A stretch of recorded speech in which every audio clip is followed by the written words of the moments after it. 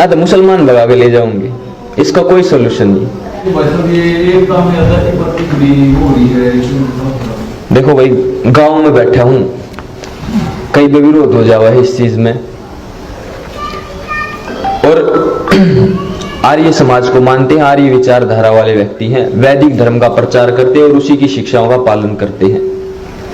ये जो हिंदुओं में अनेकता हो गई ना, इसका मूल कारण यही है जातिवाद। ठीक है, ये वर्ण के आधार पर होता था और वो होना भी चाहिए। अगर कोई नीच काम करेगा तो उसकी, आज भी चल रहा है भाई, ए ग्रेड नौकरी, बी ग्रेड, सी ग्रेड और उसके बाद डी ग्रेड, ये काम के आधार पर है। अगर किसी की योग्यता ऑपरेशन करने की है तो वो चादर नहीं बिछाएगा हॉस्पिटल में, किसी की योग्यता डॉक्टर बनने की नहीं है तो वो चादर बिछाएगा। इसमें ऊंच नीच नहीं है, ये पहले भी था, आज भी और भविष्य में भी रहने वाला है। ये तो एक प्रक्रिया है। तो हमारे यहां था वर्ण व्यवस्था, जो शिक्षा देते थे, पढ़ाते थे, पढ़ते थे, दान लेते थे, दान देते थे, यज्ञ करते थे, यज्ञ करवाते थे, होते थे ब्राह्मण। अब मैं आपको कुछ सिखा रहा हूं, ये कार्य ब्राह्मण का। अब आप में से उठ के कोई कह दे तू लूट लेने किसी मंदिर ने, समझ रहे हो ना, मेरा कार्य नहीं भाई। जिसने क्षत्रिय बनना है, जिसने रक्षा, मैं तो आपने शिक्षा दे रहा हूं, मैं तो आपको बता रहा हूं कि ये समस्या भाई, और ये समस्या आई खड़ी है। किसी को मानना है मान लो, आपके परिवार सुरक्षित नहीं है, आपका देश सुरक्षित नहीं है, जिसको प्यार करना अपने देश से, अपने परिवार से, वो करो, इस कार्य को आगे बढ़ाओ। तो होते थे ब्राह्मण।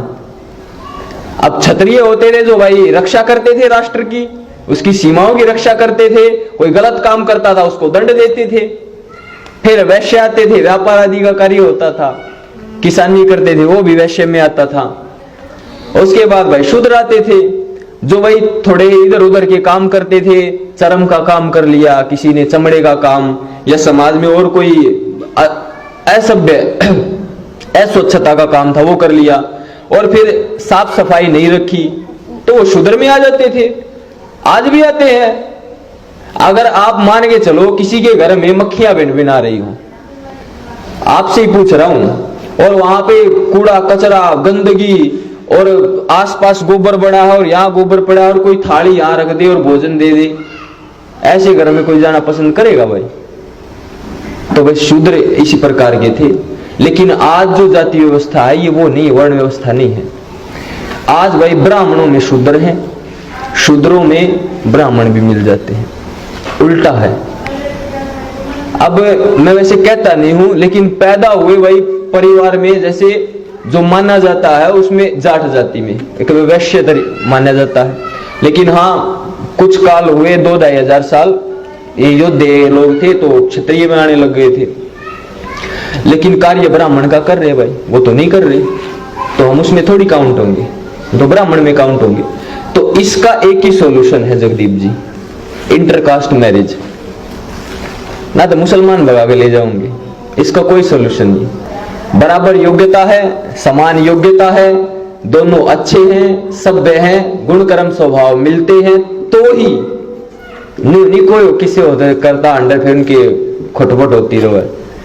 ठीक, ये इंटरकास्ट मैरिज नहीं हो रही तो भी तलाक हो रहे हैं, झगड़े हो रहे हैं, पुलिस थानों में रोड़े हो रहे हैं, गोलियां चल रही हैं। इसका इलाज जो है, जब हम आपस में रिश्तेदारी बनाएंगे तो एक हो जाएंगे, नहीं तो ये जितनी जो छोटी मोटी ज्यादा संख्या जिनकी हिंदुओं में, उन सबको अलग पाड़ दिया गया है, ये समझ लो। हैदराबाद में ओवैसी सांसद ऐसे ही नहीं बन के आता, इतने मुस्लिम नहीं है। वहां पर एक गठजोड़ है, मुस्लिम दलित गठजोड़, उसके कारण ओवैसी जीता है, समझ रहे हो ना।